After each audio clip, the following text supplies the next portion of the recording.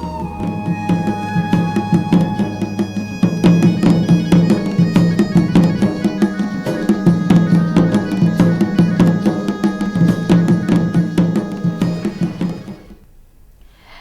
देवभूमि समाचार में आप सभी का स्वागत है। मैं हूं आपके साथ प्रज्ञा मिश्रा। बुलेटिन की शुरुआत करेंगे बड़ी और अहम खबर के साथ। तो सबसे पहले बात कर लेते हैं, रुद्रप्रयाग में बड़ा हादसा हो गया। आपको बता दें, सोनप्रयाग गौरीकुंड मार्ग पर पहाड़ी से गिरे पत्थर जो है वो नजर आए हैं। हनुमान बैरल के पास हादसे में एक व्यक्ति की मौत भी हो गई है।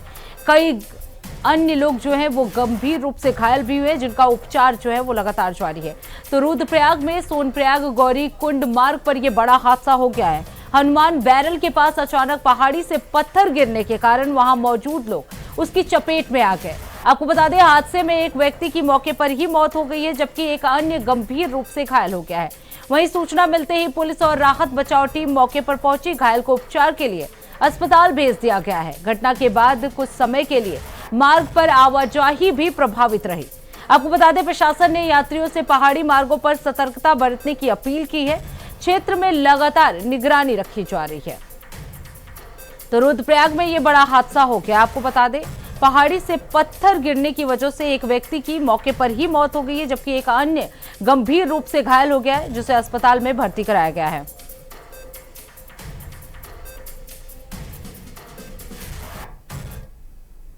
अब रुक कर लेते हैं अगली खबर की। मुख्यमंत्री पुष्कर सिंह धामी ने सिंचाई और कृषि विभाग में विभिन्न पदों पर चयनित कर्मियों को नियुक्ति पत्र वितरित किए। उनके मुताबिक पिछले 4 वर्षों में 32,000 से अधिक युवाओं को सरकारी नौकरी मिल चुकी है। उन्होंने कहा कि नकल विरोधी कानून लागू होने के बाद भर्ती प्रक्रिया में बदलाव आए हैं, जिससे युवाओं की प्रतिभा, योग्यता और क्षमता को नई पहचान मिल रही है।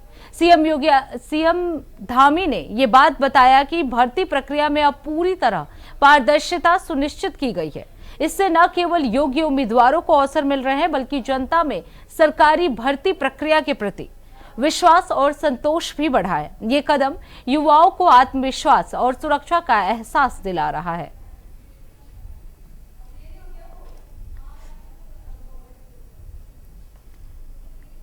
तो आपको बता दें, देहरादून में सिंचाई कृषि विभाग में नियुक्ति पत्र जो है वो वितरित किए गए।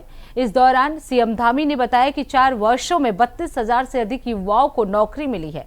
तो आपको बता दें, सिंचाई कृषि विभाग में ये नियुक्ति पत्र सीएम धामी द्वारा वितरित किया गया।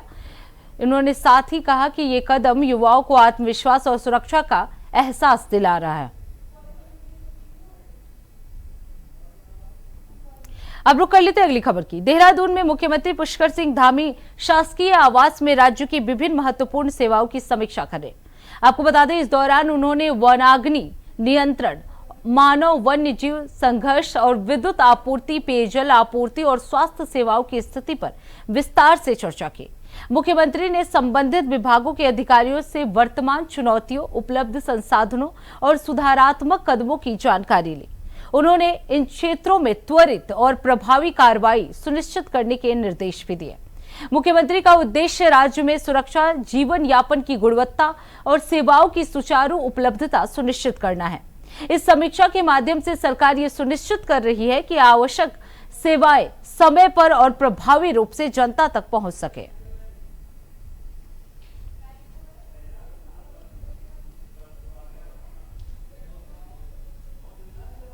तो फिलहाल रुकते एक छोटे से ब्रेक के लिए। ब्रेक के बाद जल्द लौटेंगे। देखते रहिए इंडिया वॉइस। तो ब्रेक के बाद एक बार फिर आप सभी का स्वागत है। रुक कर लेते हैं खबरों की ओर।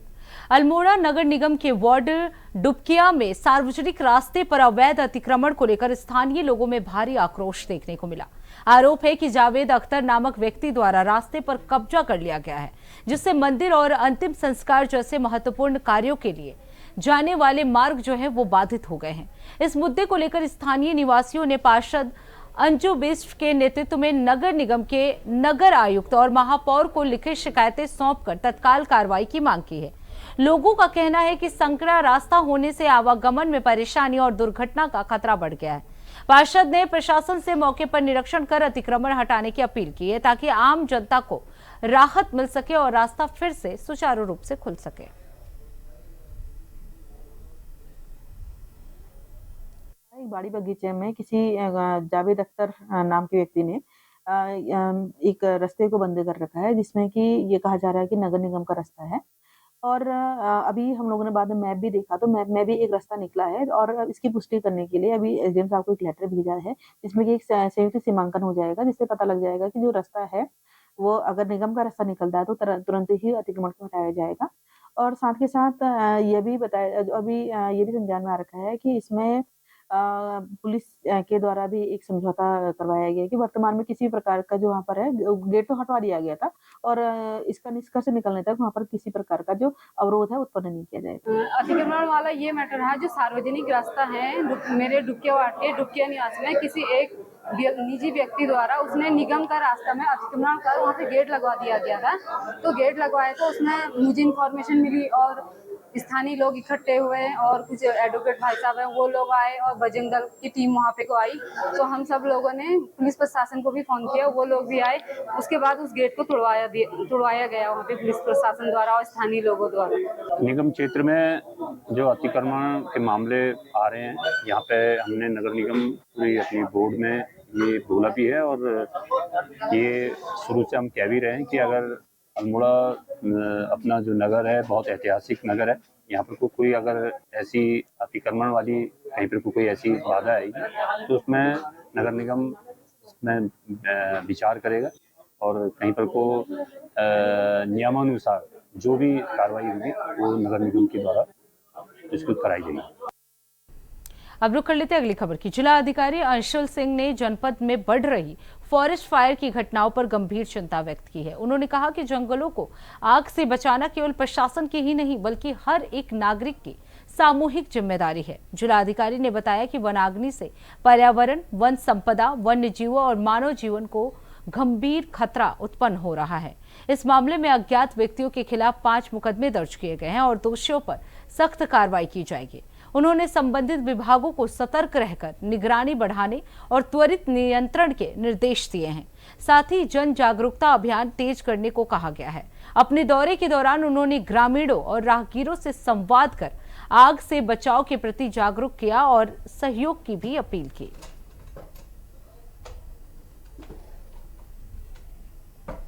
तो इसके बारे में लोगों को क्या देखिए, आज जैसे हम लोग अल्मोड़ा से चल रहे हैं, सल क्षेत्र में आए थे, तो जिस रास्ते से हम आए थे और जिस रास्ते से हम जा रहे हैं, दोनों पूरा एक सर्किल हो जाता है इस एरिया का, और दोनों जगह हमने देखा है कि एट मल्टीपल लोकेशंस हमारे काफ़ी फॉरेस्ट फायर मिली हैं, and these are man made fires, man made incidents हैं, ये ह्यूमन इंड्यूस्ड हैं ये फायर्स। और मेरी आज इस वीडियो के माध्यम से अल्मोड़ा के सभी वासियों से एक ही रिक्वेस्ट है कि प्लीज़ आप फॉरेस्ट फायर से को अवॉइड करिए। अगर घास वास जलानी है तो ये मौसम नहीं है उसका, आग को फैलने में ज़्यादा समय नहीं लगेगा। बुझाने की हम कार्रवाई लगातार कर रहे हैं, साथ साथ हम इसमें कड़ी पहल भी ये लेकर आ रहे हैं। हमने करीब 5 मुकदमे आज कराए हैं ज़िले में, डिटरेंस क्रिएट करने के लिए जो फॉरेस्ट फायर के ऐसे इंसिडेंट्स हो रहे हैं, और आगे भी हम इसमें कड़ी कार्रवाई करेंगे। लेकिन हमारा मेन एम कार्रवाई करके प्रताड़ित करना नहीं, हमारा मेन एम है लोगों को जागरूक करना, क्योंकि इससे लोगों का ही नुकसान हो रहा है। और ये जो लोग ये जलाते हैं, जिधर ये जला रहे हैं, वो कब हवा का रुख बदलेगा, कब वो गांव की तरफ चला जाएगा, इसका कोई मतलब ये एक तरीके से गैस वर्क ही है। तो मैं आशा करता हूँ कि इस वीडियो के माध्यम से, और आप देख सकते हो जो फायर आज देख रहे हो ये लगी है, ये वन ऑफ द फायर, ऐसे मल्टीपल लोकेशंस पर हमें मिली है, और यही आशा रहेगी कि अब लोग अवॉइड करेंगे इस चीज़ को देखकर, क्योंकि ये लग रहा है कि हमने घर के दूर करिए, हवा का रुख बदलेगा तो ये गांव की तरफ चली जाएगी। तो इसी के साथ देवभूमि समाचार में बस इतना ही। देश दुनिया की तमाम बड़ी खबरों के लिए देखते रहिए इंडिया वॉइस। तब तक के लिए नमस्कार। तो ब्रेक के बाद एक बार फिर आप सभी का स्वागत है। रुक कर लेते हैं खबरों की ओर। उत्तराखंड में गांवों के विकास और किसानों की आय बढ़ाने को लेकर धामी सरकार बड़े स्तर पर काम कर रही है। मुख्यमंत्री पुष्कर सिंह धामी के निर्देश पर राज्य के प्रत्येक विकास खंड से एक गांव को आदर्श कृषि और उद्यान गांव के रूप में विकसित किया जाएगा। सरकार किसानों को आधुनिक तकनीक, जैविक खेती और डिजिटल विपणन से जोड़ने की योजना पर काम कर रही है। उत्तराखंड मंडी परिषद के अध्यक्ष अनिल कपूर डब्बू ने बताया कि सभी जिलों से गांवों की सूची मांगी गई है। मंडी परिषद पंचवर्षीय योजना के तहत गांवों में सड़क कनेक्टिविटी मजबूत करेगी और प्रत्येक गांव में 1 से 1.5 करोड़ रुपए तक के विकास कार्य कराए जाएंगे। उन्होंने दावा किया कि अब तक 1000 से अधिक सड़कों का निर्माण कराया जा चुका है।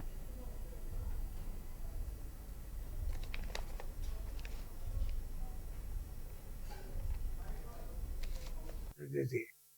तो जितने ब्लॉक हैं उनमें एक गांव मंडी आदर्श गांव के रूप में लेगी। मुख्यमंत्री जी का निर्देश मिलते ही हमने कलेक्टर को चिट्ठी लिखी है कि आप एक एक गांव हमको आप उसकी सूची भेज दीजिए। और हमने पंचवर्षीय योजना बना रहे हैं। इन 5 सालों में प्रत्येक गांव में छोटी टंकियां, छोटे काम 5-5, 7-7 जिससे अधिकांश जनता को फायदा मिले, खाद, फसल, क्या क्या सुविधा हो सकती है हम करेंगे। और हमारा लक्ष्य है कि इन 5 सालों में कम से कम 1 से 1.5 करोड़ रुपए तक मंडी प्रत्येक गांव में खर्च करेंगे। जो पिछले गांव में है, जिन गांवों तक अभी बहुत ज्यादा विकास की किरण नहीं पहुंची, तो हमने कलेक्टर को कहा है कि उन गाँवों को चयनित करके हमको दे दें, जैसे कि हम कुछ प्रारंभिक रूप से कार्रवाई शुरू कर सकें। अब लिस्ट भेजी है चिट्ठी, 2-1 दिन में जवाब आएगा, फिर उसके बाद हम डीपीआर बनाएंगे। उस गांव में हमारा दी जाएगा, डीपीआर बनाएगा क्या क्या काम हो सकता है। अब रुक कर लेते हैं अगली खबर की।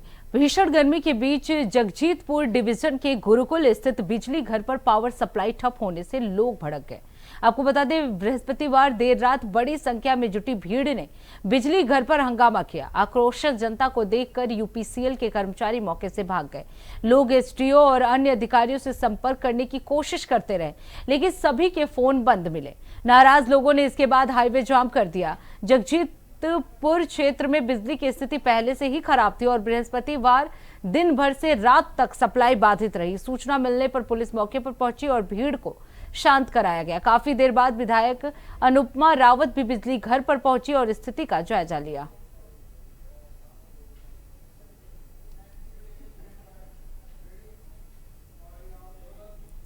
अब रुक कर लेते हैं अगली खबर की। हरिद्वार में 4 धाम यात्रा 2026 को लेकर खाद्य सुरक्षा विभाग अलर्ट मोड पर है। आपको बता दें, जिलाधिकारी मयूर दीक्षित के निर्देश पर जिला खाद्य सुरक्षा अधिकारी महिमानंद जोशी के नेतृत्व में टीम ने Subhash Ghat, Kushavat Ghat, Dindayal parking, Delhi national highway और रावली महदूद क्षेत्र में होटल, ढाबों, कैंटीन और डेयरियों का निरीक्षण किया। अभियान के दौरान 10 खाद्य प्रतिष्ठानों की जांच की गई और 9 खाद्य पदार्थों के सैंपल लैब जांच के लिए भेजे गए। निरीक्षण में गंदगी, बासी खाद्य पदार्थों का उपयोग और बिना लाइसेंस कारोबार मिलने पर 9 प्रतिष्ठानों को नोटिस जारी किए गए हैं। टीम ने मौके पर 4 किलो बदबूदार पनीर, 12 किलो खुले मसाले नष्ट कराए। विभाग ने साफ कहा कि यात्रियों की सेहत से खिलवाड़ करने वालों के खिलाफ सख्त कार्रवाई जारी रहेगी।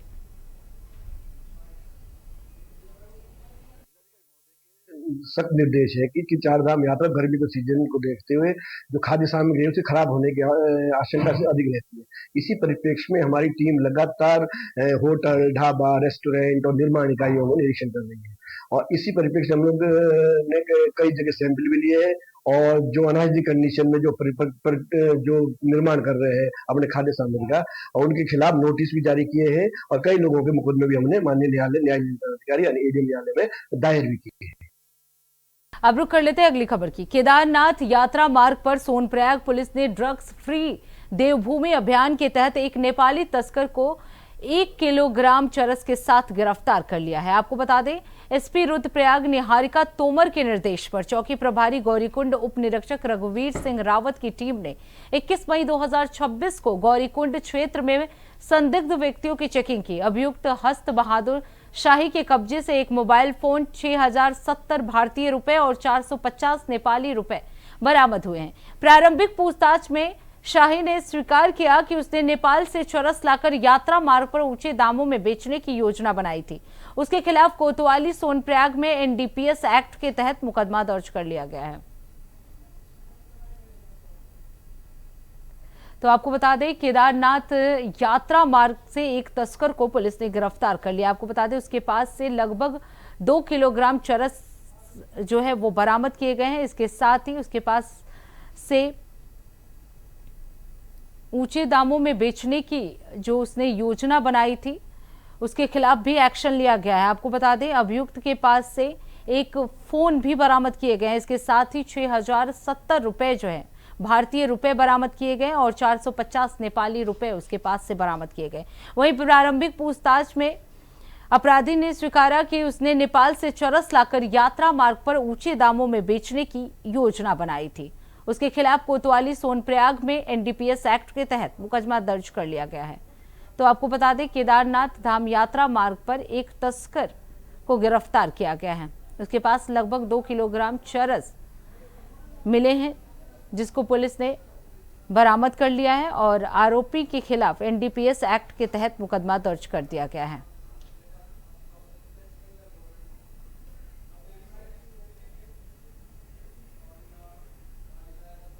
अब रुक कर लेते हैं अगली खबर की। देहरादून में एसएसपी एसटीएफ अजय सिंह ने चेतावनी दी कि चार धाम यात्रा, खासकर केदारनाथ मंदिर यात्रा के बढ़ते हेलीकॉप्टर बुकिंग के चलते साइबर ठग सक्रिय हो गए हैं। ये अपराधी फर्जी वेबसाइट और नकली ट्रैवल एजेंट नंबर बनाकर यात्रियों को ठगने की प्रयास कर रहे थे। एसएसपी ने स्पष्ट किया कि हेलीकॉप्टर टिकट केवल आईआरसीटीसी की आधिकारिक वेबसाइट से ही बुक किए जा सकते हैं, किसी अन्य वेबसाइट या लोकल एजेंट से नहीं।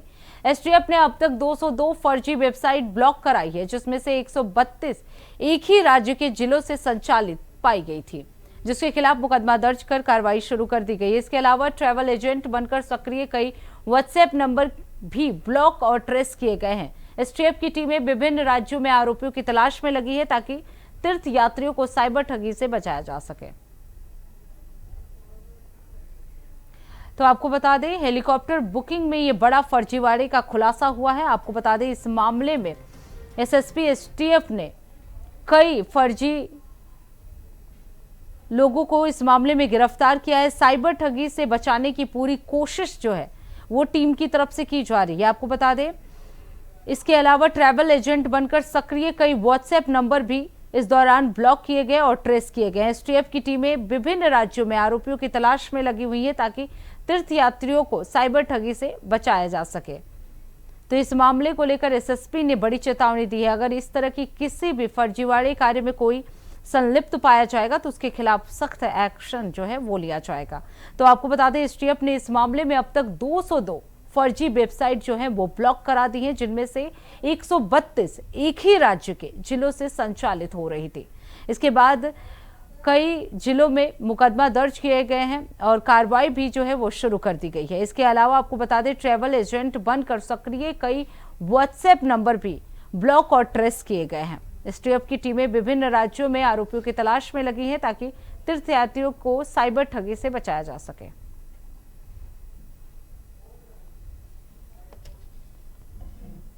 इस तरह से श्री केदारनाथ धाम हो या चार धाम की यात्रा जो 50 लाख से ज़्यादा यात्री यहाँ पर आते हैं, तीर्थयात्री आते हैं, उसको देखते हुए जो हमारी सरकार की तरफ से जो हेली सर्विसेज यात्रियों को लगाई गई उस पर देखते हुए साइबर अपराधी हैं, चूँकि बड़ी संख्या में यात्री श्री केदारनाथ धाम में और श्री जाते हैं वहाँ पर हेली टिकट के माध्यम से, उसको देखते हुए विगत सालों में काफ़ी सारे फेक वेबसाइट्स ऐसी बनती है या फेक नंबर्स को सर्कुलेट किया था ट्रैवल एजेंट नाम में, जो तत्काल बुकिंग की बात करते हैं, जबकि राज्य सरकार के द्वारा जो है आईआरसीटीसी की वेबसाइट से ही खाली टिकट हो सकते हैं, अन्य किसी वेबसाइट या लोकल ट्रैवल एजेंट के माध्यम से नहीं होते हैं।